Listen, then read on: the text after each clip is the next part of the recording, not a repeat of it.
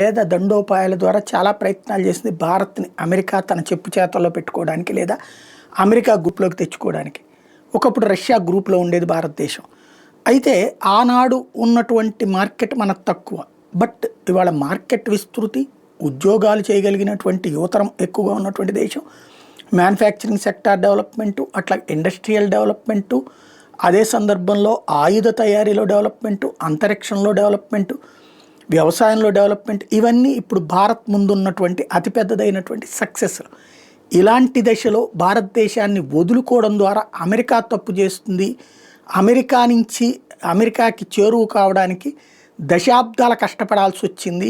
అమెరికాలో ఉన్నటువంటి పెద్దలందరూ ఆ మొత్తం అవకాశాన్ని ఒక్క దెబ్బతో తన అహంకారపూరిత ధోరణి, తన నోబెల్ బహుమతి కోసం పెచ్చతనంతో కూడినటువంటి వ్యవహార శైలితో ట్రంప్ చెడగొట్టాడు అన్నటువంటిది అమెరికాలోనే వస్తున్నటువంటి మాటలు. తాజాగా మాజీ ఎన్ఎస్ఏ ఎవరైతే జాన్ బోల్టన్ ఇదే మాట చెప్పుకొచ్చారు. This is bad news for the west. మోడీని చైనాకి చేరువ చేసినటువంటి ఘనత ట్రంప్దే అవుతుంది అంటూ విమర్శిస్తున్నారు ఆయన.